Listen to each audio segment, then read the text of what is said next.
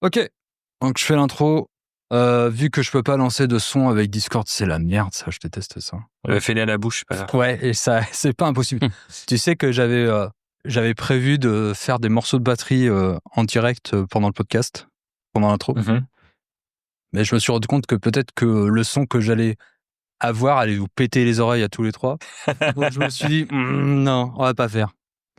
Ah, écoute, je retiendrai que t'aurais pu et que tu l'as pas fait, hein, c'est tout. Ah non, mais j'ai pas fait que reculer, quoi. J'ai vraiment testé tout ce matin pour me dire, ok, non, je vais pas le faire. Peut-être que nos oreilles vont t'en remercier à la fin. Merci, David. Donc allez, je me lance. Vas-y, lance-toi. Bonus. Trax. Un remue-ménage, c'est quoi? Au-delà du fait que ce soit une francisation du mot brainstorming, c'est aussi, selon le logiciel de correction orthographique Antidote, une réunion organisée pour que les membres d'un groupe mettent en commun des idées, des suggestions. Et je pense que c'est la définition parfaite du podcast. Le concept de cette émission est simple, tenter d'élaborer les prémices d'une histoire à partir de mots tirés au hasard. Voici donc notre premier épisode. Allez, générique.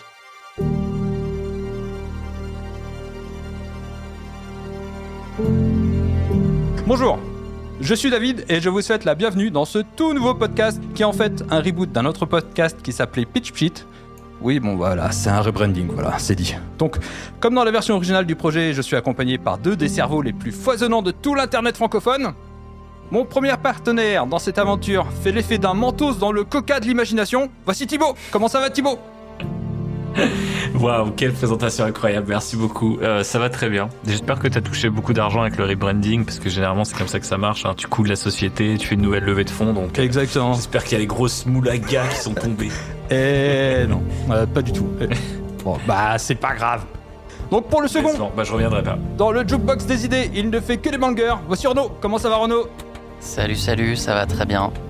Donc, pour cet épisode, nous sommes accompagnés d'un invité exceptionnel. Il est un grand fan de Star Trek, de David Lynch, de X-Files. Il compte à son actif sans doute plus de podcasts que ton podcasteur préféré, et fait aussi de la bande dessinée. Je demande un roulement de tambour en post-prod pour vous présenter Guigui. Salut bonjour Guigui. tout le monde, merci pour cette présentation incroyable et assez complète en fait, j'ai envie de dire.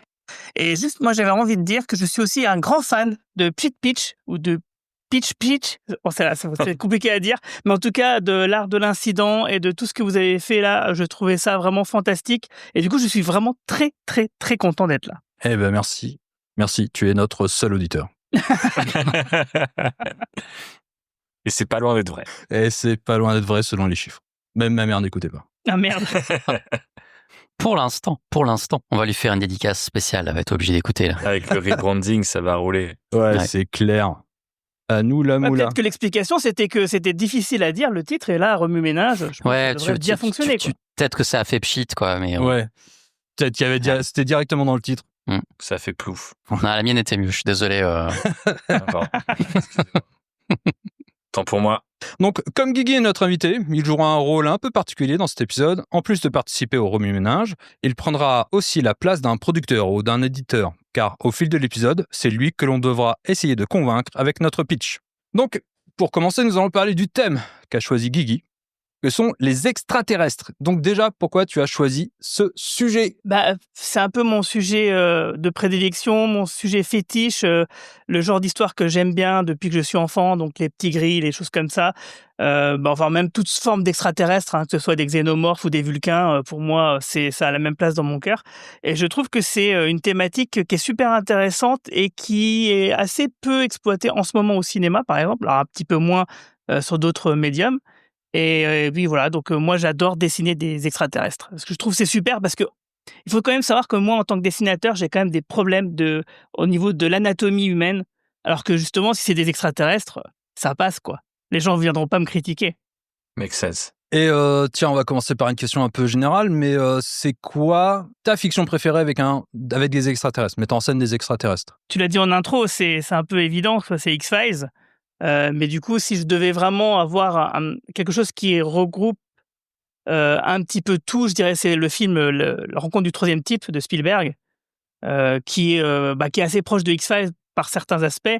Et c'est vraiment cette notion de rencontre de contact. Moi, c'est une question que je me pose souvent, qui est un peu bizarre. Je me demande à chaque fois, qu'est-ce qui se passerait si jamais je voyais un ovni atterrir devant moi dans un champ avec des aliens qui sortent? Est-ce que je vais les voir au risque qu'il m'arrive plein de trucs horribles peut-être ou pas, quoi? Et je me demande si ma curiosité serait assez intense pour passer outre tous les red flags que me dirait mon cerveau quant à ma sécurité.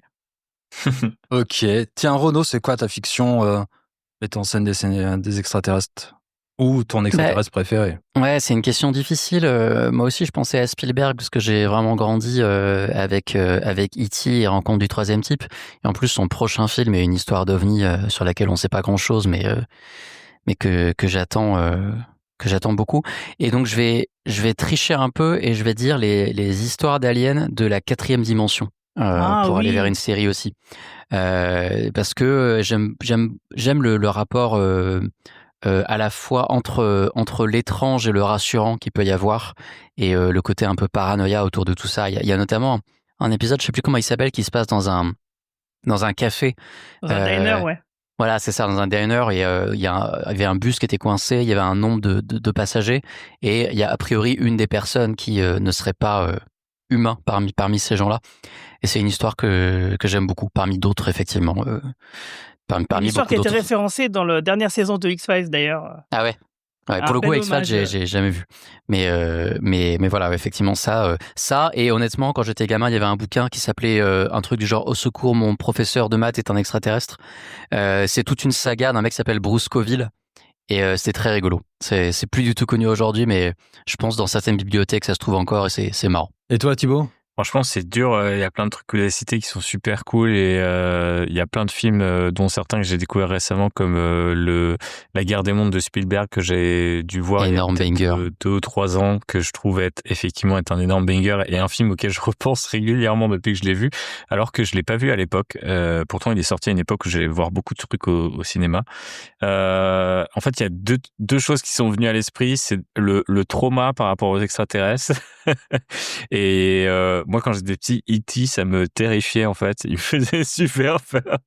J'étais grave raciste des extraterrestres. J'étais super content quand t'avais les mecs en blanc qui venaient l'enlever. J'étais en mode, ok, débarrassez-moi de ça, merci. Voilà. Et après, en grandissant, je me suis dit, putain, mais c'est horrible ce qu'ils font à E.T. Mais vraiment, au départ, ma réaction était vraiment de l'ordre de... Voilà, j'avais pas la curiosité de Guigui, là, pour le coup. J'étais juste en mode, non, barre-toi, frère. Ça me faisait trop peur. Et pourtant, de là est née une espèce de fascination. Et j'ai commencé à regarder pas mal de trucs avec des extraterrestres. Je lisais pas mal de trucs avec des extraterrestres. N'hésite pas à me cancel, hein, notre cher Renaud écrit en parallèle de ce podcast qu'il veut me cancel. Et il a raison. Je ne méritais pas le petit E.T. Et j'ai commencé à regarder tout un tas de trucs, et je me souviens aussi avoir été traumatisé alors que j'étais grave dans ma période film d'action. On en a beaucoup parlé, je crois, à ce micro avec David. Pas exactement ce micro-là, mais on a déjà plusieurs fois cité Independence Day, et c'est genre un de mes films cultes de quand j'étais petit. Mais par contre, je sautais les scènes d'autopsie avec l'extraterrestre parce que ça me terrifiait.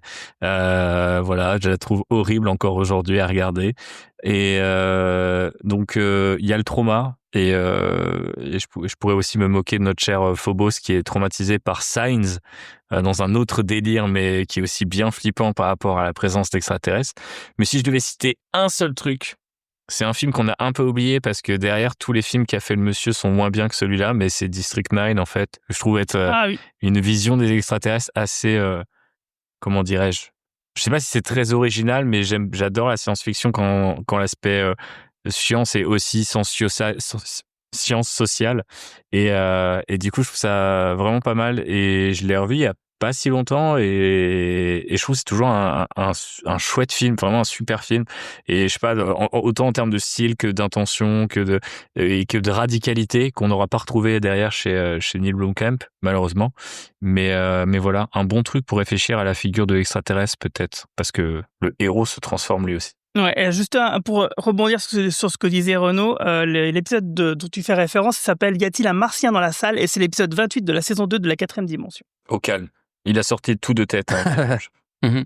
Alors moi, je vais dire... c'est marrant parce que c'est pas forcément une figure que j'aime beaucoup, l'extraterrestre, à cause de sa dimension protéiforme, et je pense qu'on va sans doute en parler beaucoup dans le podcast. En tout cas, j'espère, parce que autant il y a certains monstres, je pense aux vampires, même si Twilight a essayé de le changer, de lui donner une autre couleur, il reste quand même la figure du vampire. Il y a des monstres qui restent quand même très corsetés quand même dans leur propre genre, même si tu tournes autour, ça reste leur forme initiale, alors que l'alien, ça peut très bien être la créature de l'horreur, de la peur, comme peut être, Alien. Comme la figure de l'étranger, la figure celui qui vient être le révélateur d'un problème. Donc, et moi, mes figures je sais pas pourquoi, je pense à un extraterrestre, un type d'extraterrestre dans le jeu Mass Effect, que je trouve génial. Let's go. Parce que dans ses dialogues, il dit à chaque fois qu'il ouvre les dialogues son intention genre colère, genre tristesse. Et je trouvais ça génial parce que autant tous les autres extraterrestres, ils sont un peu clichés, tu sais, ils pourraient très bien être des personnages de fantasy, nains, elfes et tout ça. Qu'importe. Mais celui-ci, je trouvais qu'il apportait une originalité juste dans le fait que dans ses dialogues, il a amené quelque chose qui a été complètement novateur et qui crée cette étrangeté qui fait que c'est un bon alien. Bref, prochaine question. Tiens, quel rapport entretenez-vous avec la figure de l'alien ? Bah moi, j'ai déjà commencé. Est-ce que on a tous un peu répondu, je crois. Est-ce que ça vous fait tous Moi, kiffer, j'adore ça. Moi, j'adore ça, vraiment. C'est une de mes figures préférées en fiction. C'est une figure à laquelle je reviens souvent quand j'écris. Parce que justement, alors tu disais que parce qu'elle est protéiforme, mais surtout dans le rapport en fait qu'elle entretient avec l'humain. Ouais. Moi, c'est vraiment ça qui me fascine, et notamment je suis fasciné par les histoires d'ovnis et les personnes qui sont persuadées ou bien qui prétendent avoir été enlevés par des extraterrestres. C'est des histoires que je trouve souvent fascinantes. Donc j'aime beaucoup. C'est vraiment une de mes figures préférées de tout ce qui est monstre des imaginaires fantastiques. Parce qu'on est dans un imaginaire fantastique de manière globale, hein, beaucoup plus que sur un imaginaire pour moi de la science-fiction avec la figure de l'extraterrestre. On est vraiment dans le haut, très haut du panier pour ce qui, moi, m'inspire et me crée des émotions. Il y a Laurent Genefort dans sa thèse à l'époque qui disait que l'extraterrestre est la figure de l'altérité. Et d'ailleurs, un grand auteur autour de la figure de l'alien avec le cycle de Mal, Genefort, faut lire. Bref. Thibaut, une petite, ton rapport, toi? Moi, j'adore aussi, mais en fait, à la fois, il a un peu le défaut de sa qualité, mais en même temps, je crois qu'on avait déjà fait un podcast sur les vampires où je disais que c'était trop codifié, donc c'était un petit peu emmerdant. Et les extraterrestres, c'est le problème inverse, ça peut être tellement de choses que c'est un petit peu emmerdant. Parce que par exemple, tu citais les Elcor, je crois que c'est ça, dans Mass Effect, les espèces de gros personnages qui donnent leurs intentions. Les noms, ouais. Et du coup, bah c'est super, mais en fait un extraterrestre dans un contexte de space opéra, c'est presque pas la même chose que si c'est le premier extraterrestre qui arrive sur Terre, si c'est Superman qui est un extraterrestre, ou tu vois, enfin il y a plein de choses qu'on peut mettre derrière cette comment dirais-je, ce chapeau, et je pense que c'est pour ça que Guigui l'a choisi aussi, parce que du coup ça fait bien le taf pour se prendre la tête le temps d'un podcast. Mais en tout cas, ouais, globalement j'aime assez bien assez bien, voilà, je parle de manière hyper soutenue et vraiment éloquente ce soir. Mais ouais, je trouve ça assez, comment dirais-je, polyvalent, et il y a plein de choses qu'on peut en faire dans plein de registres et dans plein de genres différents. Donc je trouve ça vraiment hyper cool à quel point c'est adaptable. Et j'ai toujours un peu raisonné avec la science-fiction de manière générale. Donc c'est une figure que je vois plus souvent justement que les nains ou que les vampires dans mon imaginaire. Ils arrivent comme ça, hop, et ils repartent à bord de leur soucoupe ou peu importe. Puis c'est rigolo de voir aussi comment ils évoluent beaucoup. C'est le cas de toutes les figures, mais je crois particulièrement des extraterrestres entre les époques. En travaillant par exemple sur Goldorak, on était en folie dans les années 70 des ovnis, et de voir des ovnis soit en forme de cigare, soit en forme de soucoupe. Il y avait ces deux écoles-là qui s'affrontaient, etc. Et je pense que c'est un peu là-dedans que va aller piocher Spielberg pour son prochain film notamment. Et en fait, c'est un truc que j'avais pas du tout, j'étais pas né, donc je ne l'avais pas vécu, mais que je n'avais jamais conscientisé, qu'un peu chaque époque a ses visions différentes de ce que serait un extraterrestre qui arrive sur Terre, à quoi ça ressemble, qu'est-ce qui fait vraiment peur ou pas. Donc il y a un énorme écart entre les extraterrestres tels qu'on les voit, je sais pas, dans un Indiana Jones ou en mode pulp, et puis dans Arrival, tu vois, par exemple. Il y a tout un spectre à explorer. Je trouve ça assez fascinant. Mais ouais, en tant que gros fan de SF, forcément je vibe. Ok, la question de fou, c'est est-ce que vous croyez aux extraterrestres? Oui et non. C'est-à-dire, bien sûr. C'est à la sûr qu'il y en a dans possibilité. l'univers, mais Ah oui, la possibilité au vu de l'infinité de l'univers, oui. Après, le problème, c'est est-ce que j'y crois sous une forme organique de carbone? Non, pas du tout. Sous une autre forme de vie que nous, sans doute. ça pourrait aussi être du carbone quand même. Oui, Je sais oui, pas. mais Mais oui, t'as raison. Ça peut être des trucs auxquels on peut même pas imaginer. Moi, c'est ça que j'adore vraiment dans la figure de l'extraterrestre, c'est que normalement, c'est tellement étranger à nous. Il y a tellement une altérité, le mot a déjà été dit tout à l'heure, que normalement, on n'est pas censé pouvoir s'imaginer, quoi. Donc, moi, ce que j'adore vraiment dans toutes les œuvres de science-fiction ou même de fantastique, parce que c'est vrai que ça marche aussi avec le fantastique, et peut-être même ça marche mieux avec le fantastique, eh ben, c'est l'exercice d'essayer d'imaginer qu'est-ce que pourrait être quelque chose qu'on ne peut pas imaginer. Donc, il y a The Thing de Carpenter, effectivement, Arrival de Denis Villeneuve. Et il y a plein de tentatives comme ça d'essayer, même dans Star Trek, hein, d'ailleurs, même si il y a beaucoup d'extraterrestres qui ressemblent juste avec des mecs avec des oreilles un peu chelous, il y a des fois, de temps en temps, des extraterrestres vraiment très, très différents de ouais, ce qu'on peut dès connaître, de le ce qu'on peut premier imaginer. film, je trouve.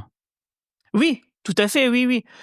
Donc, il y a des choses, voilà, c'est ça. Ce que j'aime vraiment beaucoup, c'est le mystère et essayer d'imaginer quelque chose qui est très différent. C'est pour ça que le xénomorphe dans Alien, moi, à ma première vision quand j'étais gamin, j'ai trouvé ça génial parce que c'était vraiment très différent de nous, quoi. Et voilà, donc il y a plein d'exemples comme ça qui sont sympathiques, mais la liste n'est pas si longue que ça parce que c'est quand même en réalité extrêmement difficile. Moi, quand j'ai fait ma bande dessinée Bertrand Kefton et Zone 57, j'ai pas cherché du tout à révolutionner la roue parce que c'était trop dur et que mon propos était ailleurs. Donc j'ai été assez basique entre guillemets là-dessus, mais moi je suis vraiment admiratif par tous les créatifs qui auraient créé justement quelque chose de extrêmement différent de nous. Allez, on va passer à la création. Je tire les 2 prochains mots et on va voir ce que ça donne. Donc, liberté. Ok. Ok. Qu'est-ce que ça va être le prochain? Ça va être dur. Off, non, pas celui-ci. Il triche en direct. Off, ok. Allez. C'était aveugle. Waouh. Ok. C'est aveugle que t'as jeté ou que t'as gardé? Non, celui que j'ai jeté, c'était augure. Ah. Oula, ouais. Ouais. Ouais, Écoute. je trouvais ça Pourquoi cool tu l'avais mis déjà dedans, de base? parce que c'est un concept que j'aime beaucoup, l'augure. Mais là, dans ce cas-là, je pensais que c'était un peu quand même compliqué ou que ça allait être. Mais déjà que les liberté et aveugle me semble. Ouais, tu pourrais additionner les 2 mots d'ailleurs, juste une liberté aveugle. Oui, non, mais les deux se complètent bien, en fait. Ouais. Mais après, dans le... T'as dit quoi? Augure, c'est ça? Non, mais augure, c'est celui que j'ai rejeté. Ouais, mais du coup, en fait, moi, au contraire, je trouve que c'est très... Il y a tellement d'histoires où Thibaut. t'as l'envoyé d'un extraterrestre. T'as l'envoyé d'une race extraterrestre qui arrive sur Terre, tu sais. Ouais, bah voilà, tu vois. Bon, bref, aveugle et liberté. Après, Et on peut se le garder, hein, franchement. augure. Moi, Non, Non, c'est trop je tard. foutais la merde. Je foutais la merde pour le plaisir. Ok. Donc, extraterrestre, liberté et aveugle. Première chose, on peut peut-être définir ce qu'on voudrait comme extraterrestre. Est-ce qu'on veut la figure de la menace, c'est-à-dire, en gros, les Américains appellent l'extraterrestre l'alien, c'est-à-dire ce qui est étranger. Hein, aujourd'hui, c'est le Mexicain, selon Trump en tout cas. Pas que. Pas que, mais pas mal loin. C'est-à-dire que quand même, la figure de l'extraterrestre, c'est quand même cette figure de l'étranger qui vient envahir son propre territoire. Mars Attack, Alien, il y en a des tonnes, quoi. Ce que je veux dire, c'est vraiment cette figure de... même Cthulhu, c'est ça. C'est cette Pour la figure... défense du xénomorphe, il faisait rien à la base. Il était chill. Ouais. Quelqu'un l'a ramené sur un vaisseau. Voilà, c'était pas de sa faute. Non, et par rapport à ce que tu dis, ça implique aussi effectivement non seulement définir l'alien, mais aussi définir est-ce que on se situe dans un cadre où les terriens sont en jeu ou pas, ou est-ce qu'on est complètement ailleurs, etc. Et donc là, c'est le point inverse, le point extrême opposé de ce que tu disais là, de définir comme l'altérité, etc. C'est se plonger dans un monde qui est intégralement alien, et nous, en tant que créateurs, mais aussi les gens en tant que lecteurs, spectateurs, etc., sont forcés de se projeter, d'essayer de s'identifier, etc., à quelque chose qui est différent. Ouais. Je sais pas quoi choisir entre les deux, démerdez-vous avec ça, mais... J'aime bien cette idée justement de partir un peu, on va dire, du point de vue extraterrestre, en fait. C'est ça que tu proposes. Mmh. Ouais, j'aime bien cette idée. Ok, du point de vue extraterrestre. C'est pas Dan Harmon qui a fait justement donc une adaptation de comics où il y a un truc comme ça avec des extraterrestres bleus. Ah oui, Comment oui. s'appelle ce truc? Oui, oui, tout à fait. J'ai fait 10 heures de match collatéral sur ce putain de gars, et oui, je vois de quoi tu parles. Ouais, j'ai oublié le titre de ce truc. Les Schtroumpfs. Et oui, Strange Planet. Strange Ouais, c'est Planet. ça. Strange Planet, oui, tout à fait. Adapté de Peyo, comme l'a dit Thibaut. Ouais. Effectivement. Non, mais après aussi, ce qui est intéressant avec ce truc-là, c'est la question. Alors, la liberté, je pense qu'elle va venir un peu naturellement, mais la question d'aveugle aussi et d'aveuglement, qui est par rapport à la figure de l'extraterrestre, qui est est-ce qu'on accepte de voir ou de ne pas voir ce qu'il y a au-delà, si vous voyez ce que je veux dire. Mhm. C'est-à-dire accepter ou non d'être les seuls dans l'univers ou pas. Je pense qu'il y a peut-être quelque chose autour de la notion d'aveuglement. Ouais, on Tout à pourrait fait. très bien travailler sur ce sujet-là, ouais. Moi, je l'ai pris littéralement, spontanément, en imaginant quelqu'un qui est enlevé par les extraterrestres, mais qui est non-voyant et qui, du coup, en fait, Mhm. Ne sait jamais ne que pas c'est des croire. extraterrestres. tu vois, Genre une c'est comédie, quoi. c'est à ça que j'ai pensé. Le problème, c'est que je crois que j'ai vu ce film il y a genre 2 jours. Ah merde. Ouais, j'ai vraiment vu un truc de genre de quelqu'un qui tâtonne. J'arrive pas à le resituer. J'ai vu un truc d'animation comme ça, et la personne se fait beam. Je sais plus comment on dit. Enfin ouais, Il monte dans un laser. ouais, c'est ça. C'est ça, ouais. rayon Mais tracteur. j'ai vraiment vu cette chose. Voilà, rayon tracteur. J'ai vu cette chose vraiment, genre tu l'as dit, et j'ai eu des flashs dans ma tête. Mais où est-ce que j'ai vu ça? Ah, En merde. fait, juste pour poser un tout petit peu de contexte, la semaine dernière, je regardais des courts-métrages pour un festival dont un des sites pour lequel je bosse est partenaire, et j'ai vu, je crois, 22 courts-métrages, dont Mhm. une dizaine de courts-métrages de genre, et donc je mélange tout. Mais j'ai vu un truc à un moment. Mais c'était sans doute dans un de ses courts-métrages, du coup. Ben voilà, c'est ça. À un moment, j'ai vu un truc qui ressemblait à quelque chose comme ça. Voilà. Mais sinon, j'aime bien l'idée effectivement de quelqu'un qui est aveugle, qui est projeté dans une situation comme ça. Moi, j'imaginais l'extraterrestre comme aveugle. Mais après, c'est parce que c'est un monstre aussi dans Ben 10. Il y a un extraterrestre qui utilise ses autres sens parce qu'il est aveugle. Mais parce que limite, ça serait l'extraterrestre.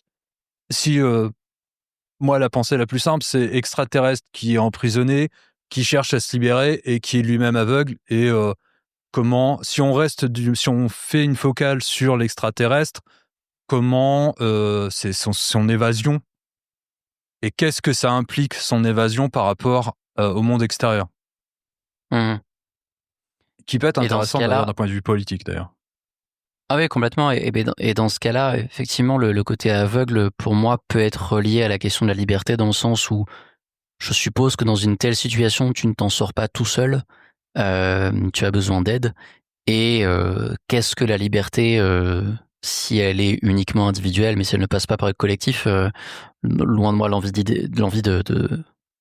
d'étaler ici mes convictions politiques plutôt collectives et communistes, mais mais un peu quand même.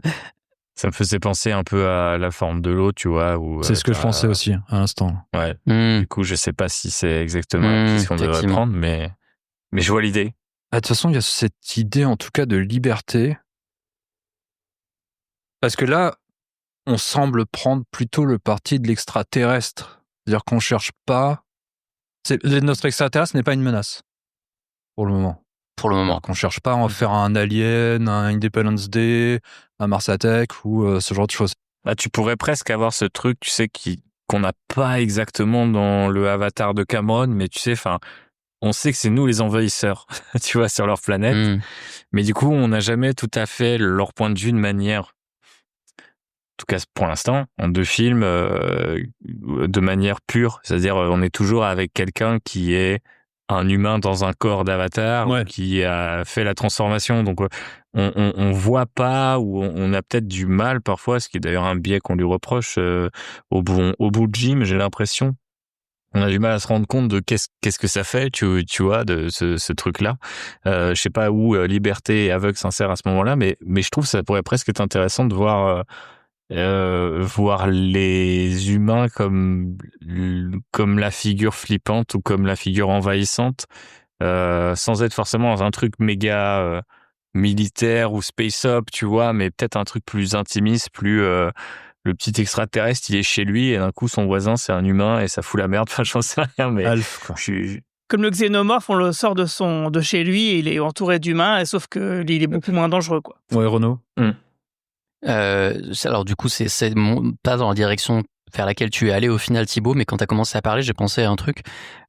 Justement, sur cette figure-là, si on présente un monde extraterrestre, mettons une planète, comme tu disais, comme Pandora, mais voilà, une planète qui est évidemment extraterrestre quand on la présente, et qu'ensuite on suit des personnages humains, et qu'on pose cette chose-là de manière évidente, et qu'on ne dit pas qu'il y a des aliens sur cette planète-là, des aliens, des extraterrestres, ce que vous voulez, avant une certaine bascule qui nous permet de découvrir que, en fait, il y en avait qui ont été colonisés, que maintenant ils sont dans des cages, dans des zoos, etc.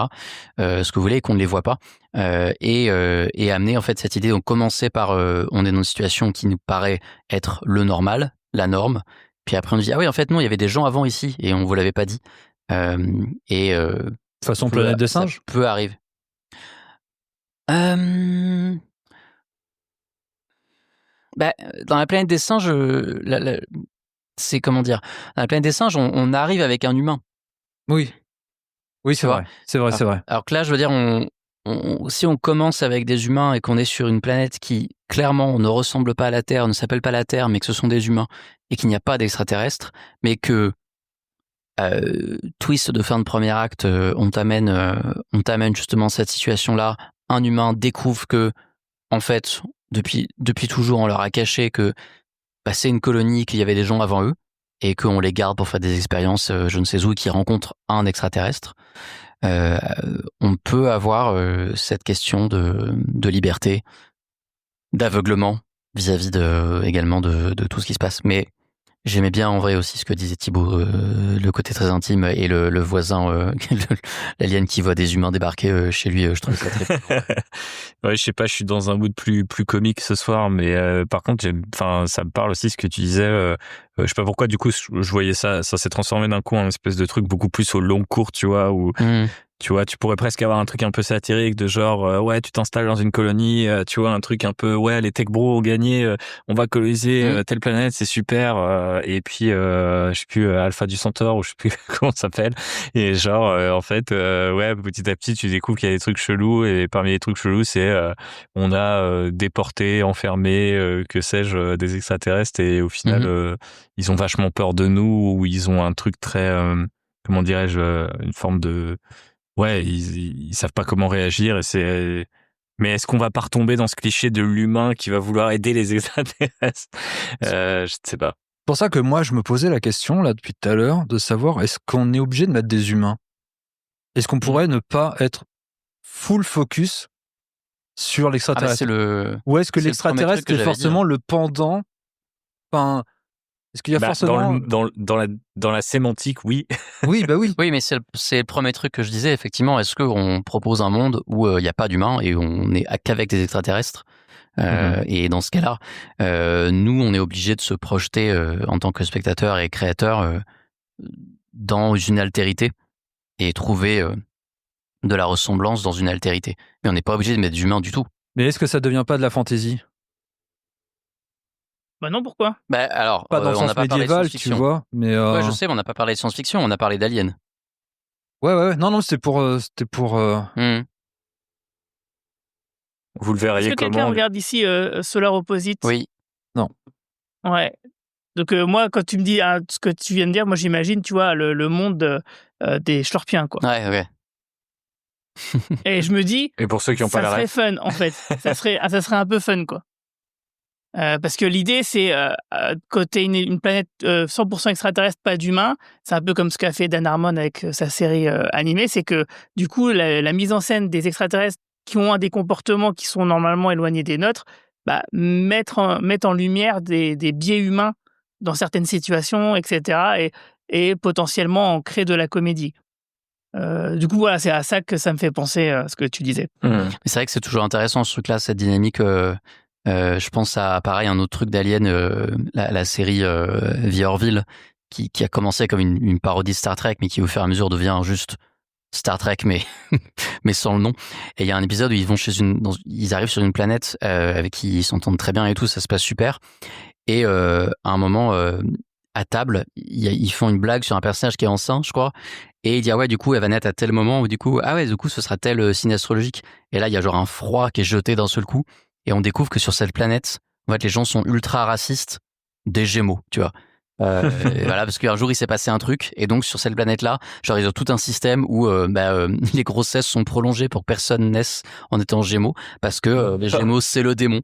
Voilà, une espèce de parabole sur l'absurdité du racisme, mais pris avec un concept qu'on a nous aussi, mais poussé à l'extrême de manière assez rigolote. J'aime bien cette idée de mettre en avant les biais humains par cette comment dirais-je, par ce décalage avec avoir que des extraterrestres ou être dans un truc vraiment décalé, effectivement. Mais je me demande si c'est pas juste un peu gimmicky. Enfin, du coup, c'est quoi l'histoire, tu vois? Si. Parce que... Pour l'instant, on n'a pas de personnage de toute façon, donc. Parce que ça me fait penser, je sais pas pourquoi. C'était une série avec des dinosaures où le dernier épisode c'est la chute des dinosaures, mais où c'était des personnages dans des costumes.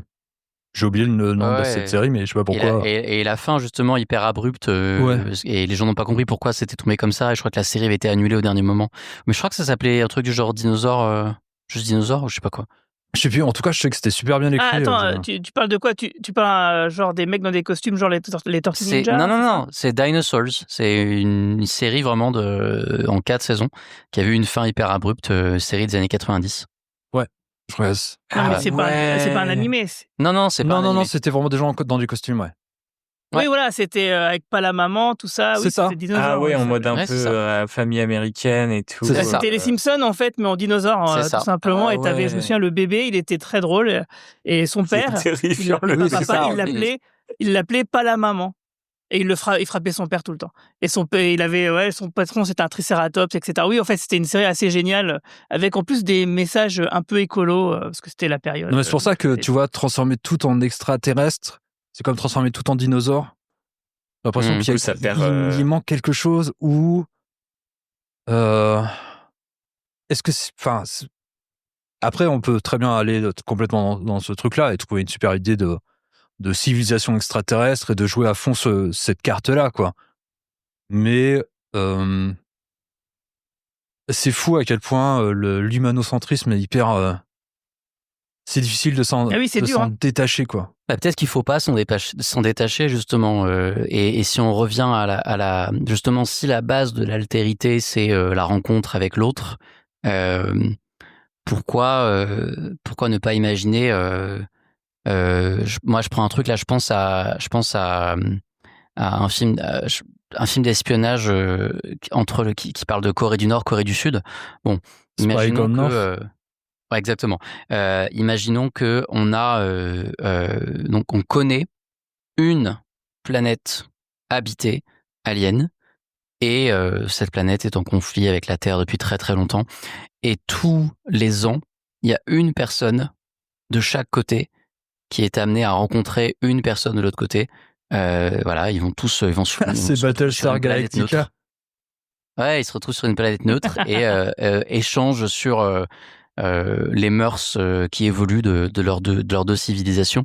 Et à travers leur rencontre, chacun va peut-être apprendre à mieux connaître par le regard de l'autre les problèmes de sa propre société. Oui. Qu'est-ce qui se passe pour ces deux personnes l'année suivante ou le jour d'après?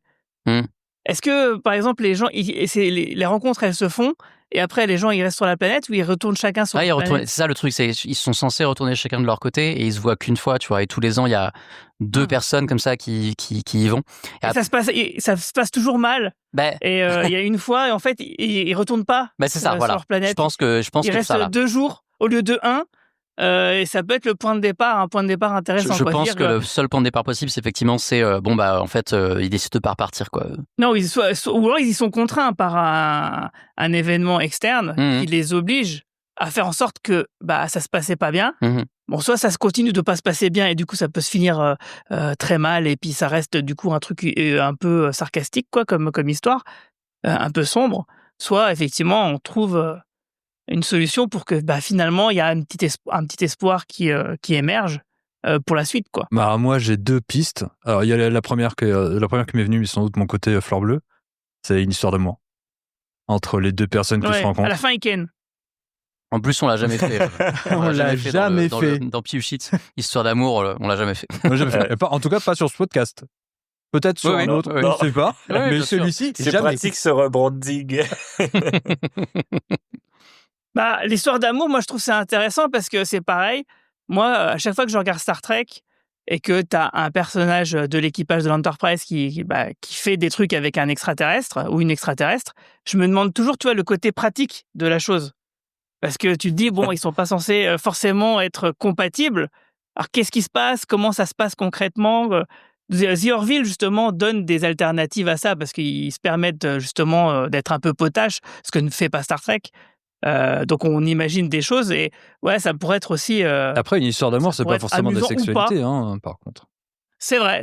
Non, mais du coup, moi, je me suis dit qu'on devrait aller plus là-dedans et imaginer l'industrie du porno entre qui s'ouvre à la... Le porno interracial ultime.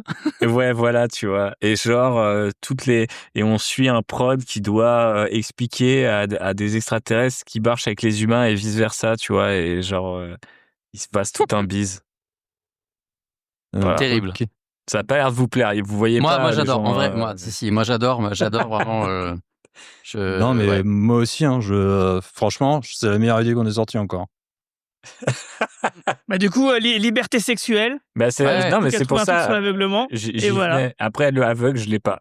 Aveugle, peut-être que l'espèce en face est aveugle, tu vois.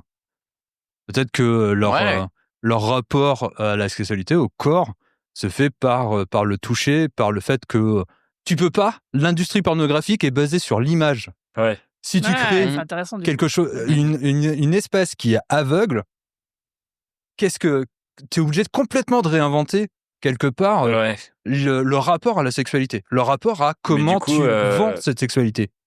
Du coup, c'est ça l'histoire. C'est un mec qui vend des sextoys, faillite, et il se dit je vais me lancer.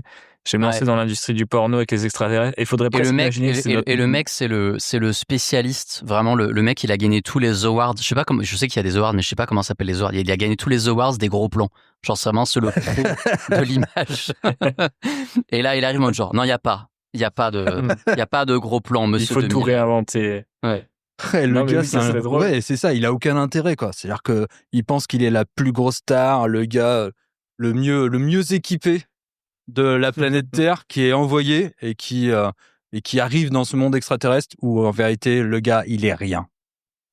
Alors c'est pas mal, mais moi c'est marrant, vous êtes parti sur un truc où lui il est envoyé, et moi je suis parti sur un truc où genre on imagine que c'est de nos jours et les extraterrestres ils sont là depuis longtemps et on cohabite avec eux depuis longtemps et ça se passe bien.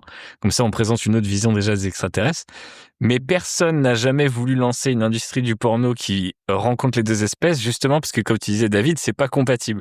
Et là on rencontre notre personnage qui est le premier gars ou la première nana qui se dit il y a des thunes à se faire, ou qui est un raté de l'industrie ou un déçu de l'industrie, ou même quelqu'un qui a peut-être rien à voir avec tout ça.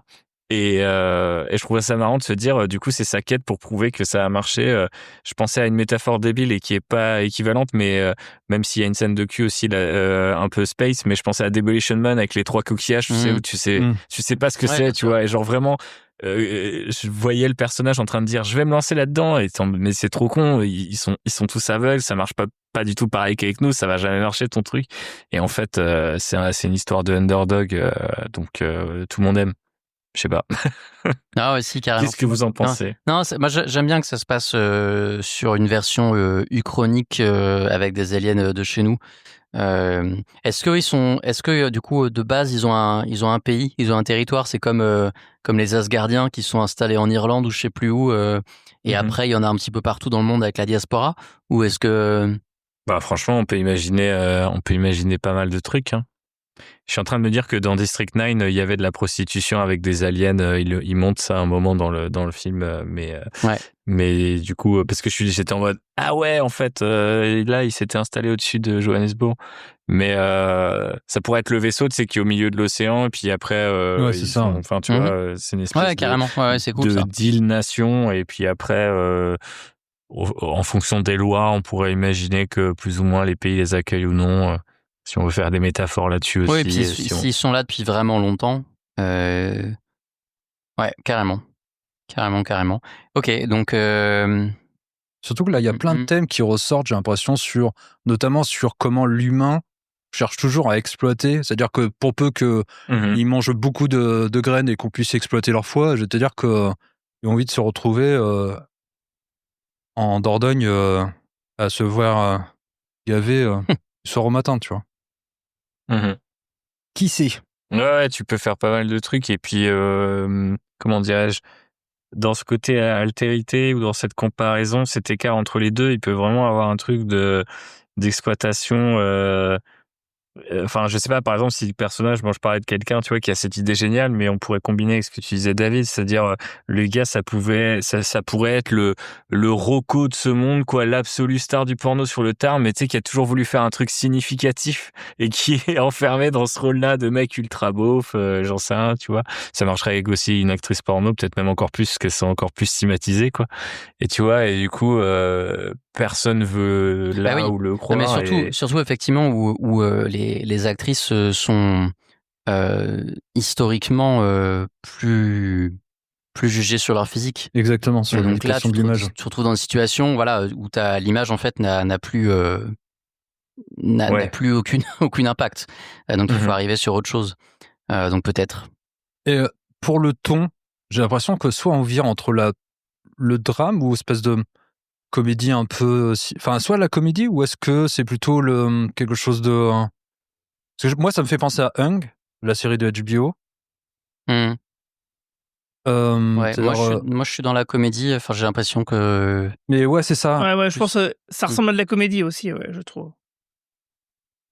Potache, pour le coup. Ah, j'irais pas dans le potage. Ouais, mais avec... Parce que j'aime pas ça. Ouais, bien sûr, mais un truc genre vraiment, un truc vraiment grossier, mais qui a vraiment du cœur, quoi. Parce que moi, je trouve qu'il y a un côté... il y a quand même de la matière pour avoir beaucoup de réflexion, quoi. Sur le côté aveugle, le côté notamment, enfin, tu vois, si par exemple on prend un personnage féminin, c'est-à-dire quelqu'un qui est basé sur, où notre société, la pornographie, l'objectif, c'est-à-dire que c'est son physique, c'est son corps qui intéresse. Et si elle rencontre une espèce où le corps, l'image n'a pas de sens pour eux, c'est autre chose qui a du sens. Sans doute le toucher, donc il y a forcément il y a tout de suite une friction déjà narrative, quoi. Ouais, moi j'aime bien. Après, moi, tu vois, dans ma tête, quand je voulais pitcher un hommage au précédent nom du podcast, mais du coup, vous avez la ref.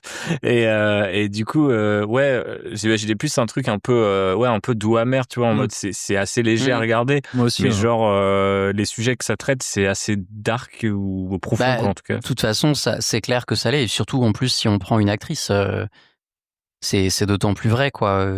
Parce que si on prend une actrice, effectivement, qui a un peu tout fait, mais qui... Dans quelle situation est-ce que se retrouverait à se penser à ça, à penser à se reconvertir et à aller tester ça? Est-ce que c'est le dernier grand défi? Est-ce que c'est suite à un cancel? Est-ce que il y a plein de possibles, tu vois, vis-à-vis de... C'est une bonne idée, ouais.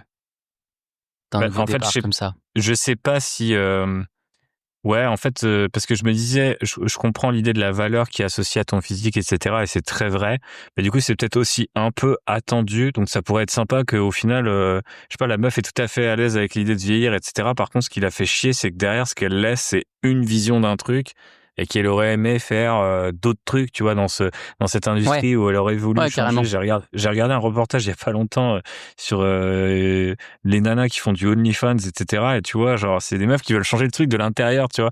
Et je me disais, je m'imaginais une nana un peu comme ça, mais qui, en fin de carrière, se dit, putain, mais en fait, j'ai rien changé, quoi. Et, par contre, le monde a changé par l'arrivée des extraterrestres ou que sais-je, et j'ai jamais pensé à ça, mais en fait, un jour, bam, le déclic se crée, et c'est son occasion à elle de prouver qu'elle en a dans le ventre et qu'elle a de la suite dans les idées, qu'elle a quelque chose à proposer, tu vois. Et je pense que ça c'est pourrait bien être presque aussi, cool de... Ouais, vas-y. Non, je pense que c'est bien aussi, justement, ça fonctionne, je pense, narrativement, d'avoir un personnage comme ça qui est littéralement confronté à la cristallisation de ses accomplissements, à savoir, effectivement, on peut la montrer en train de faire ce que tu dis, d'avoir avancé, d'avoir l'impression de faire des trucs, mais dans toute situation promotionnelle ou juste de vie publique, on la ramène toujours à, effectivement, un truc qu'elle a fait dans sa jeunesse. Fait, ah ouais, voilà, je sais pas, genre... telle scène mémorable, tel truc là est resté dans les annales. Vous l'avez, ha ha ha. J'ai la ref. Et effectivement, tu vois, je pense que c'est très efficace dramaturgiquement en fait d'avoir un truc comme ça, montrer qui montre un vrai décalage entre le personnage et son réel. Et puis ça peut aussi être intéressant de montrer quelqu'un d'extrêmement ambitieux qui a un rêve comme ça qui paraît complètement absurde, qui paraît même peut-être même illégal. Je sais pas à quel point est-ce que c'est quelque chose qui a été réfléchi sur une telle divergence anatomique entre les races extraterrestres. Ouais, c'est à ça que je pensais ensuite, parce que je me suis dit qu'en ce moment, tu sais, il y a cette espèce de levée de bouclier un peu qui vient de cercles, de l'extrême droite américaine ou que sais-je. Enfin, il y a une espèce de, je sais pas, de grande paranoïa autour du porno d'un coup, sous prétexte de protéger les jeunes. Ça les intéresse pas le restant de l'année, mais d'un coup, c'est devenu un truc de ouf. Et du coup, il y a toute une idée, tu sais, de comment le porno, ça devient un peu aussi peut-être un moyen de contrôle, genre, ouais, non, mais on vous demande votre carte d'identité, mais c'est normal, vous avez rien à vous reprocher, tant que vous avez rien à vous reprocher, en tout cas. Et il y a, je sais pas, il y aurait presque tout un parallèle à imaginer là-dedans, dans ce truc uchronique où on peut être juste quelques années, ou même partir du principe qu'en fait, même s'il y a des extraterrestres, c'est aussi un truc que j'aime bien, c'est quand t'as un truc uchronique, mais qu'en fait, ça a rien changé. Tu vois, fondamentalement, on a les mêmes défauts, les mêmes problèmes, et il pourrait avoir presque le même truc, c'est-à-dire, en fait, tout le monde devrait se dire, waouh, c'est ouf, il y a des extraterrestres, mais en fait, en fin de compte, ça change pas grand-chose au public, et par contre, le porno, il est à la fois partout, mais il est pensé comme une espèce d'outil de surveillance. C'est très bizarre, on veut pas le voir, mais on le met partout. Et je me demande, vu qu'on a quand même un gros problème avec ça de nos jours, j'imagine que dans un autre monde, on pourrait avoir un problème encore plus exacerbé qui permettrait justement d'avoir un personnage qui du coup, j'irais pas jusqu'à dire qu'on serait dans une réalité où les stars du porno, c'est des vraies stars, tu vois, devant celles de Hollywood ou quoi, mais on pourrait presque avoir un truc de genre, du coup, elles sont encore plus connues de tout le monde, quoi. Et donc, l'ambition peut venir aussi de là, quoi, de ce côté, merde, j'ai eu tout ce pouvoir et j'en ai pas fait grand chose finalement. Par contre, je me pose la question du rapport à l'extraterrestre, c'est-à-dire que là, pour le moment, on est très focalisé sur le personnage, on commence à voir un peu ses motivations, on peut se dire, ok, elle est là, mais c'est quoi l'extraterrestre? C'est quoi presque leur rapport à l'amour? C'est quoi leur... Est-ce que... Parce que là, on a un rapport, je dirais, à la sexualité, au commerce de la sexualité. On a... Faut pas mettre de valeur morale là-dessus. Pas tomber dans un truc. Je pense qu'il faut pas tomber dans un truc que un ami de ce podcast et de plusieurs personnes à bord aujourd'hui, l'ami Robert Ospion m'avait dit un jour à propos de Don John, de Joseph Gordon-Levitt, en fait, il montre un gars qui est addict au porno. Et en fait, du coup, l'opposition de l'addiction au porno, moi, je trouve que c'est plutôt un beau film, et je l'ai pas revu même depuis que Bob m'a parlé de ça. Mais il m'a dit, mais du coup, en fait, il présente une vision de la sexualité qui, au final, du coup, vachement, vachement normée, vachement, ouais, mais faut être un peu dans le truc de tu te regardes dans les yeux et t'es forcément amoureux, etc. Donc, je pense qu'il faut pas que les extraterrestres soient la métaphore de ça, tu vois. Mais ils peuvent être la métaphore d'autre chose, de quelque chose de beaucoup plus libéré, justement, par rapport au thème. Tout à fait. Mais moi, je pense que ce qui est intéressant aussi, c'est d'une part, alors, qu'il faut définir très exactement comment ça fonctionne pour la race extraterrestre qu'on a imaginée. L'or. Voilà, le lore. Et Le ensuite, lore de zinzin. et ensuite, que ce lore-là, en fait, on le mette sous scellé et qu'on n'y ait plus accès, parce que le personnage qui va arriver, moi j'imagine que justement, elle arrive et tout, genre bon voilà, ben moi je voudrais faire un porno avec vous. Et d'une part, il y a genre, qu'est-ce que c'est qu'un porno? Est-ce qu'il y a la même conception et tout? Genre, ça peut être vraiment complètement étranger en termes de conception, justement, au-delà justement de juste la question de différence anatomique de personnages aveugles. Qu'on dit aveugles, d'ailleurs, moi j'imagine, depuis tout à l'heure, j'imagine qu'ils ont même pas d'yeux, en fait. Oui, moi non plus. Pour moi, ils sont pas d'yeux. Ok, on est d'accord sur ça. Mais quand voilà, en plus de ça, on est face à une situation de vraie altérité, des concepts qui nous paraissent complètement banals. Ben voilà, nous on fait ça dans notre monde. Il va falloir les réexpliquer complètement, ce qui permet de réfléchir à. En fait, c'est vrai, pourquoi on fait ça comme ça. Et là, c'est chouette. Il y a le mot liberté qui revient. Pour le moment, on l'a un peu évacué. Et je me posais la question aussi du sentiment. Est-ce que, alors évidemment, sexualité et sentiments sont des choses différentes, mais est-ce qu'on les lie? Ils peuvent être liés, on le sait tous, comme ils peuvent être. Est-ce qu'on les lie dans cette histoire, ou est-ce que, au pire, c'est une histoire sur la sexualité et sur le rapport à la sexualité, sur le rapport à l'image, sur le rapport interpersonnel autour de la sexualité? Bonne question. Hein. moi, je trouverais ça beau que ce soit une incroyable histoire d'amitié qui naisse entre deux personnes qui performent une sexualité pornographique. Et que ce soit vraiment une histoire d'amitié, mais une histoire vraiment très professionnelle de putain, on pourrait faire tel truc ensemble et tout. Ah putain, t'es trop mon bro, c'est parfait. L'idée, en vérité, c'est d'aller vers la sexualité extraterrestre. C'est-à-dire que notre fille, elle va vers la sexualité extraterrestre. Donc, il faut définir la sexualité extraterrestre. Et en vérité, c'est effectivement la relation entre son partenaire extraterrestre qui va lier le récit, en vérité. Mais au final, tu vois, si je file la métaphore, et je raisonne peut-être un peu trop sur les thèmes et pas trop sur l'intrigue ou tout ça, mais je veux dire, une sexualité libérée, ça n'existe quasiment pas de nos jours, en fait. Enfin, c'est hyper compliqué. Je veux dire, le nombre d'injonctions de tout le monde sur, je sais pas, de nos sociétés, la religion, l'éducation familiale, toutes les maladies que tu peux choper. Enfin, tu vois, genre, là, ça serait zinzin que, de par leur amitié, parce que j'aime bien l'idée de Renaud, il y ait vraiment un truc de genre, ça y est, on l'a fait, on a trouvé le sexe ultime. Et il fallait 2 espèces, tu vois, dans la galaxie pour y arriver, quoi. Mais c'est peut-être ça le but. Super drôle. Vas-y, je te laisse finir. Non, ce que je trouvais super drôle, justement, c'est à un moment de l'histoire, le personnage est, je ne sais pas pour quelle raison, amené à recoucher avec quelqu'un d'humain. Et il y a ce moment de genre, oh là là, voilà, il n'y a plus rien qui va, en fait. C'est dégueu, ce bordel. C'est clair. Ce serait très bien. Ouais. Je vois très bien. Pardon, vas-y, David. Ouais, j'allais dire, en fin de compte, si l'idée de sexualité et de liberté, c'est ce qui était vrai dans le mouvement hippie, ce qui est vrai aussi dans la sexualité comme un moyen de libération aussi. Peut-être que c'est ce qui motive ce personnage, que d'aller vers ce moyen de libération, et que l'ultime libération, cette ultime liberté qu'elle veut prendre, c'est aller jusqu'au bout du tabou, c'est-à-dire faire, j'allais dire, de l'interracial, quoi. Vraiment. Quoi. Et de voir aussi peut-être le poids de ces deux sociétés qui, de point de l'humanité, c'est facile à deviner, mais peut-être qu'on peut aussi voir, est-ce que, du point de vue des extraterrestres, est-ce que c'est acceptable? Est-ce que ça l'est pas? Est-ce que même, ce qu'on imagine aussi que c'est-à-dire la morphologie, en tout cas la manière de faire, la manière est diamétralement opposée.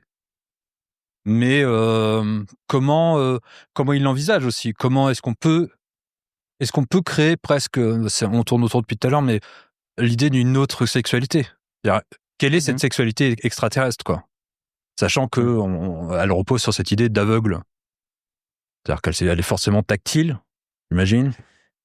Oui, c'est ça. Sur les autres sens, le tactile, les bruits aussi, ça peut aller vers le. Mais ce qui est, parce qu'en fait, ce qui est effectivement le piège du bruit, c'est que je trouve ça très cool, et en même temps, ça va aussi vers des choses déjà connues, déjà installées. Mais ouais, tout ce qui est tactile, tout ce qui est peut-être des choses qui sont hyper difficiles à filmer, genre l'odeur, des choses vraiment complexes, mais qui deviennent un vrai défi de comment est-ce que tu réussis à amener ça. Les couleurs. Ouais, les couleurs, carrément, ouais, les couleurs, de fou. Mais s'ils voient pas. Ah putain, mais oui. Non, mais oui, pas. Oui, c'est vrai. Ou alors ils pourraient créer des couleurs parce que en fait quand eux le font, ça donne des couleurs aux gens qui peuvent les voir, tu vois. Mais pour eux c'est autre chose. Mais tu vois, mais les gens qui peuvent les voir, là on est dans une société complètement aveugle. On peut pas.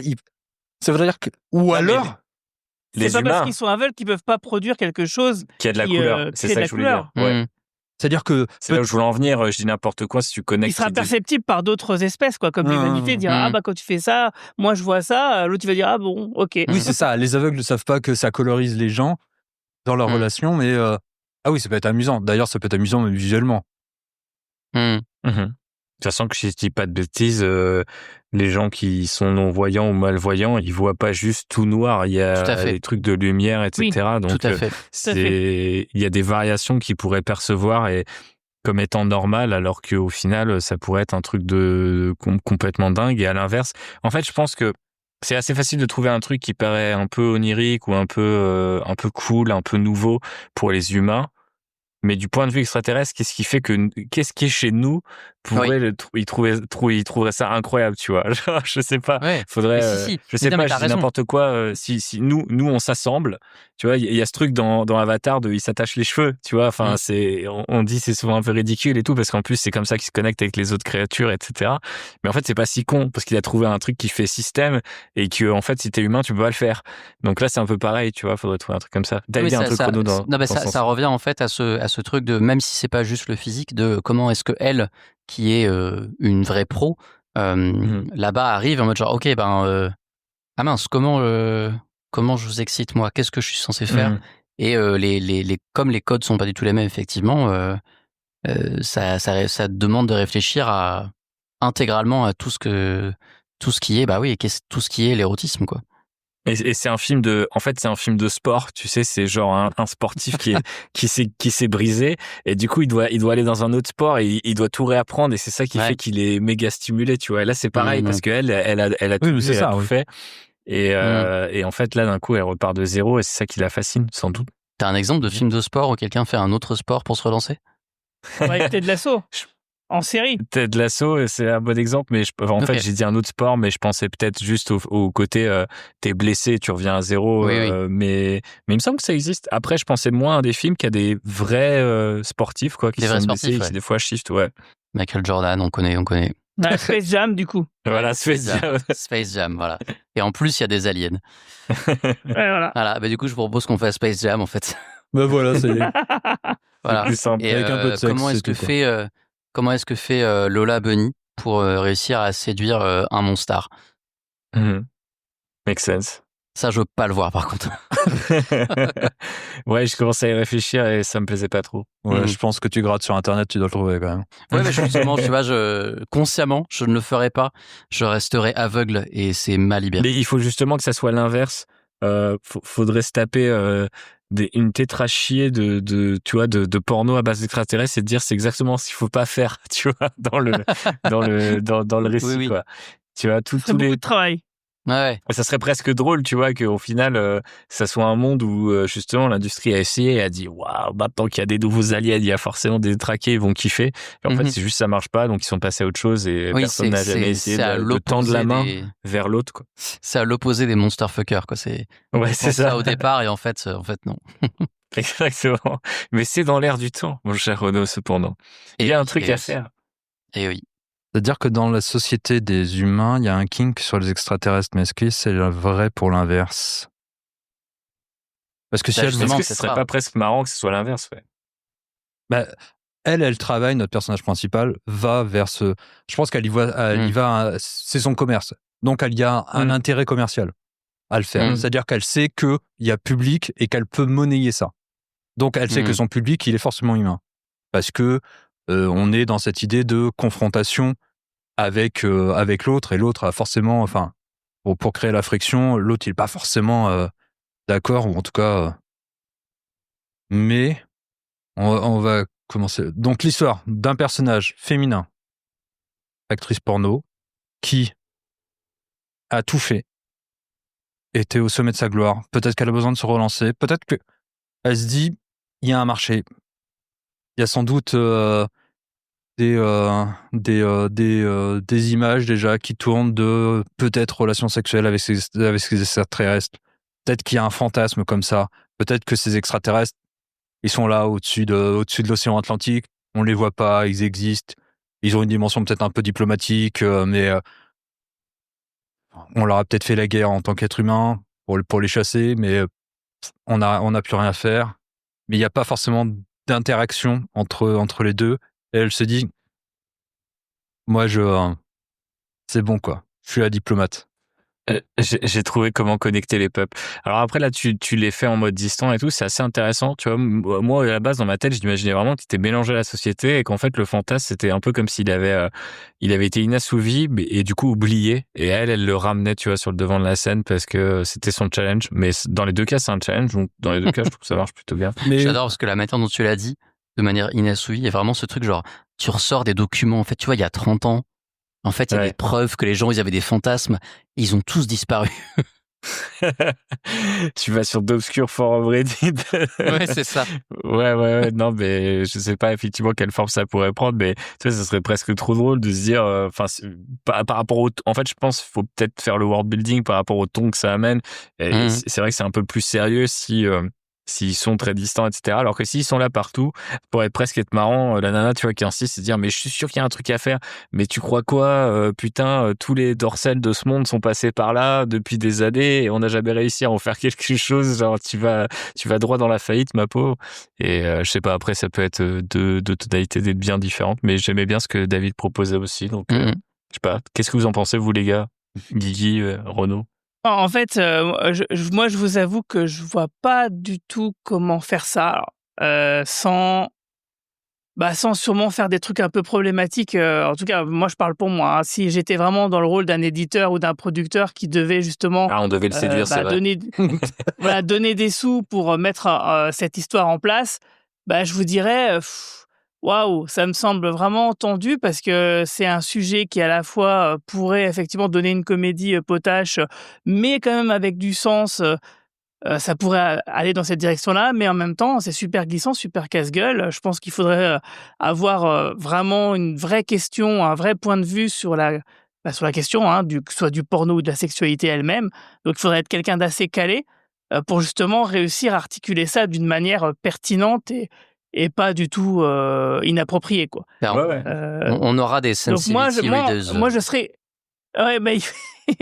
non, mais c'est ça. C'est que même avant cette étape-là, je me dis que je vois pas... J'arrive pas à me projeter dedans, en fait. Que ce soit en termes de réalisation et de qu'est-ce que je vais y trouver en réalité. Mais je me posais la question, alors, il y a deux aspects. Tout d'un coup, je me suis dit, ouais, ça fait un peu zoophilie, pardon. Cette idée-là d'extraterrestre, qui serait un peu... bref, c'est pareil, c'est dans mon esprit, ça me dégoûte.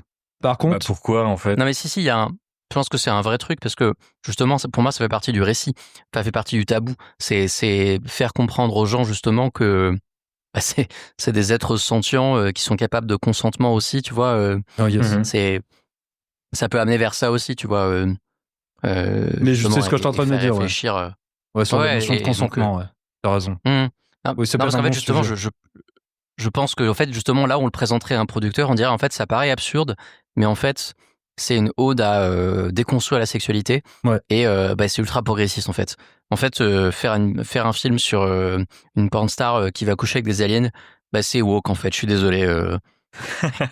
Et c'est bankable parce qu'on prend une actrice qui est connue déjà, comme ça, hop, on récupère une audience, et puis on a quelqu'un qui connaît le milieu, donc voilà.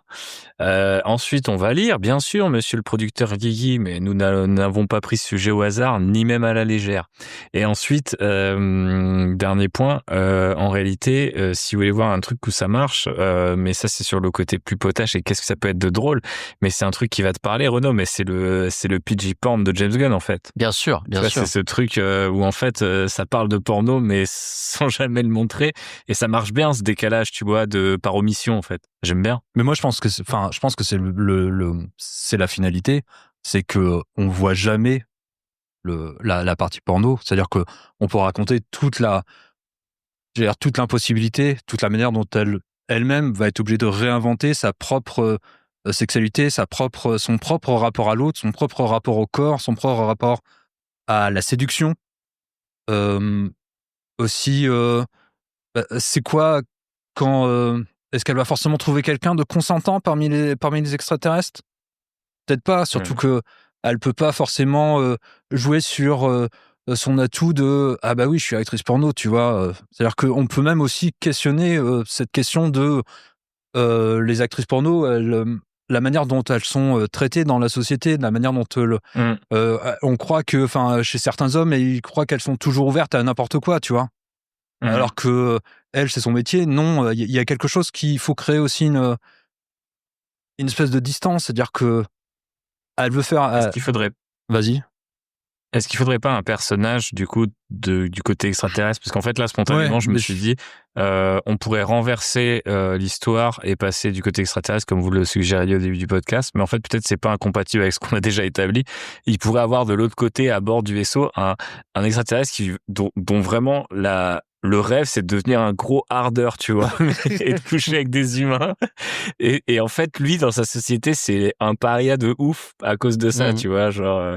Et du coup, il pourrait tomber sur cette nana cette nana va avoir besoin de lui si c'est une espèce de série ou un truc sur le long cours. À un moment, elle va avoir besoin de ce cobaye, entre guillemets, tu vois.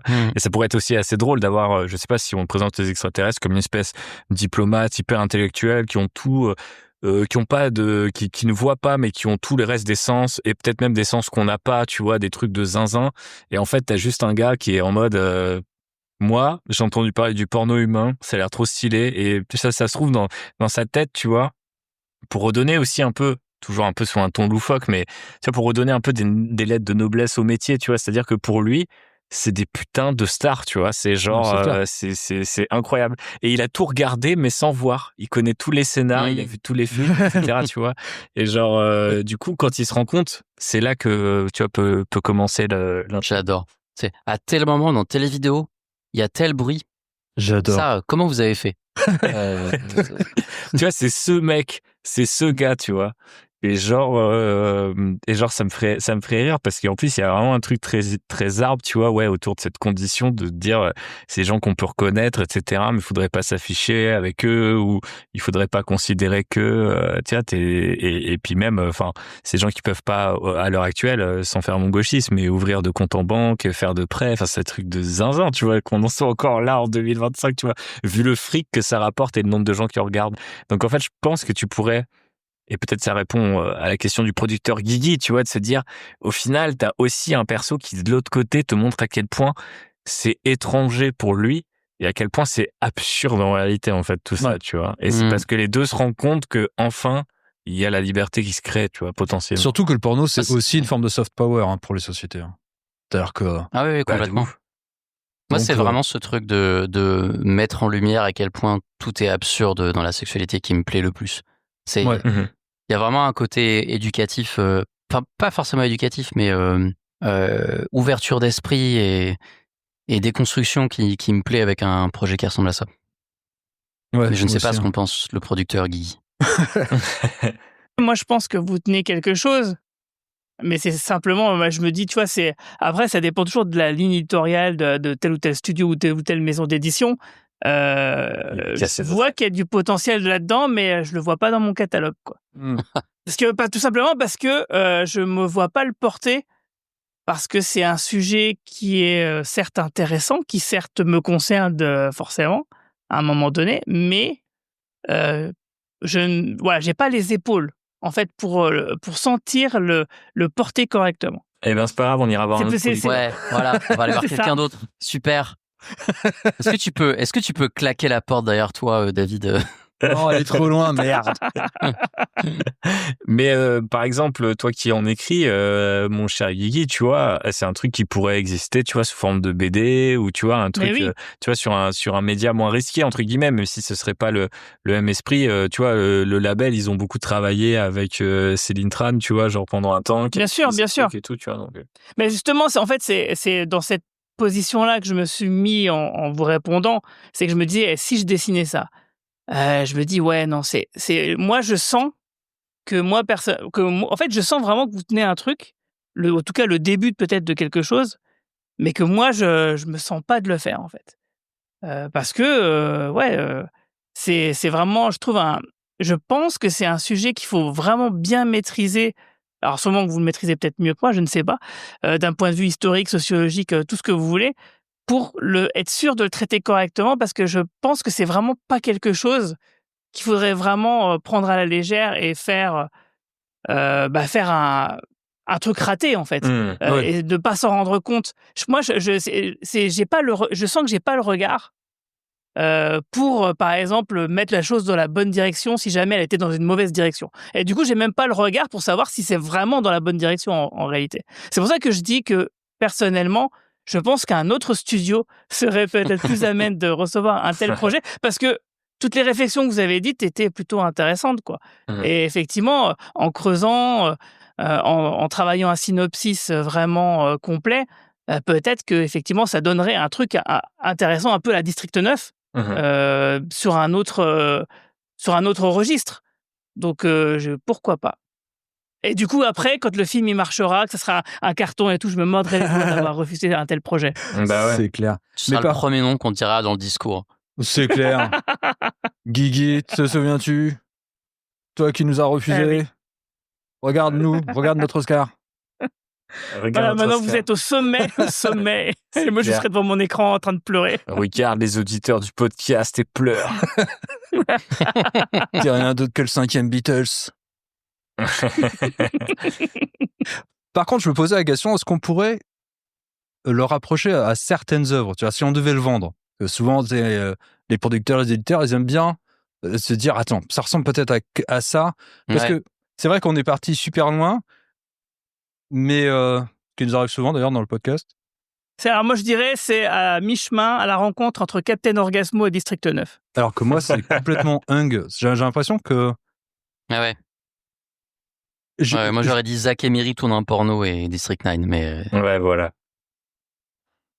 Parce que moi, de moins en moins, je me dis, on n'a pas besoin de tant de l'illustration porno. On s'en fiche un peu. C'est un prétexte pour le questionner.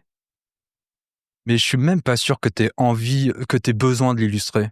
C'est-à-dire de manière Et surtout, il faut réfléchir à la manière de le faire. Et visiblement, c'est quelque chose qui est quand même très compliqué, rien que de l'imaginer, quoi. Bah, le truc, c'est que le vrai point, je pense, la plus grande difficulté dans ce récit-là, ça serait de définir une sexualité chez les extraterrestres qui soit intéressante, qui permette de questionner le rapport à la pornographie des humains, le rapport à l'autre, le rapport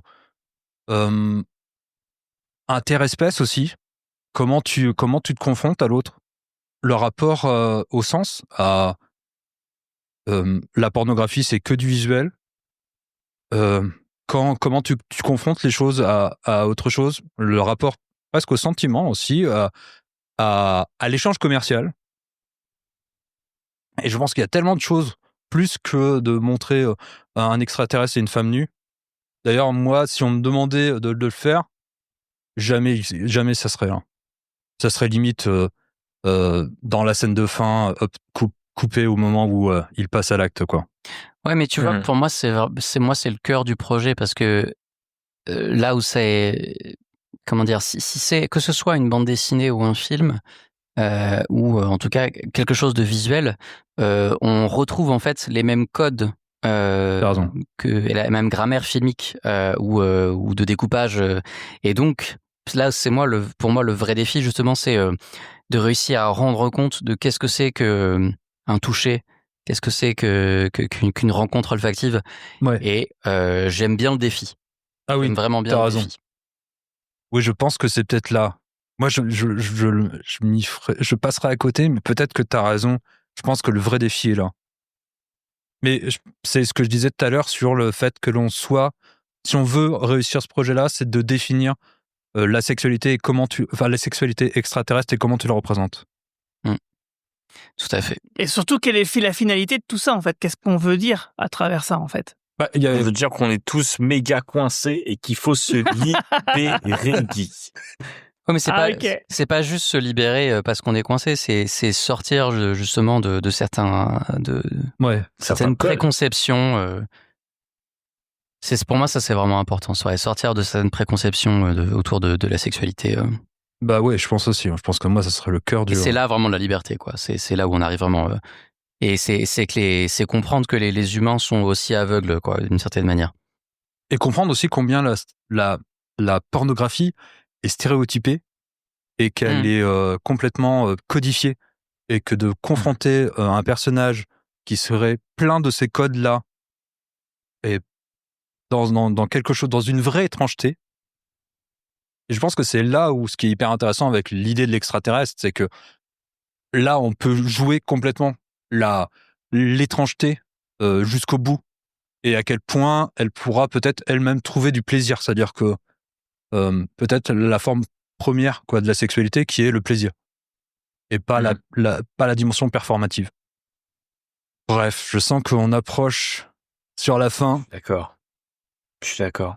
Notre producteur, éditeur semble encore sur... Et dans un album, on va retrouver tout ce qu'on s'est dit ce soir un jour, et on n'aura plus que les yeux pour pleurer, les gars. On vous rappellera. Oh, merde. Super. Merci. J'ai tellement entendu ça. C'est déjà ça. Ouais. Mais en tout cas, non, mais vraiment, moi, je pense que, c'est simplement, moi, je serais pas la bonne personne, mais ça veut pas dire que le projet, il n'a pas vocation à exister. Et peut-être que moi, c'est vraiment un projet que j'aimerais voir. Mais il y a des œuvres que tu adores, mais que tu serais incapable de faire. Moi, c'est mon cas. Hein. Il y a plein de BD, de films, de séries que j'adore, et je suis loin de il y a des catégories, il y a des genres, il y a des types d'histoires que je suis capable de faire, et d'autres absolument pas, pour plein de raisons différentes, que ce soit technique, parce qu'effectivement, ça c'est un truc que vous avez évoqué tout à l'heure, le fait de rendre compte de certains sens par l'image, que ce soit dans un film, sur un écran ou sur une page de BD, c'est un vrai défi technique en réalité. Ouais. Et même rien que ça, c'est aussi dur que d'imaginer un extraterrestre qui soit pas anthropomorphique, quoi. C'est un vrai défi, quoi. Et voilà, donc on va tous se laisser sur ce demi-échec. On nous rappellera, mais on sait que personne ne nous rappellera. Donc on espère avoir une réussite dans notre prochain épisode. On sait pas. Si, on sait qu'il va nous rappeler. On va avoir je crois pas. Je crois pas. Si, on va avoir un coup de fil d'un extraterrestre ici. Téléphone maison. Oh, nous on est intéressés. Voilà. Fallait juste que je la place celle-là. Et surtout, un demi-échec est aussi une demi-victoire. Hein. C'est vrai. C'est vrai. Déjà de nous avoir écoutés jusqu'au bout. C'est déjà pour nous une demi-victoire. N'est-ce pas? Moi, j'aime bien mes petits personnages. Je vais peut-être creuser, les gars. Ah, moi aussi. Autant, pareil. Je serai Day One dans la salle de cinéma pour voir ça. Merci. On vous remercie de nous avoir écoutés. On se dit à très bientôt pour un prochain épisode. Allez, ciao! Ciao, bisous. Bye bye. Bye.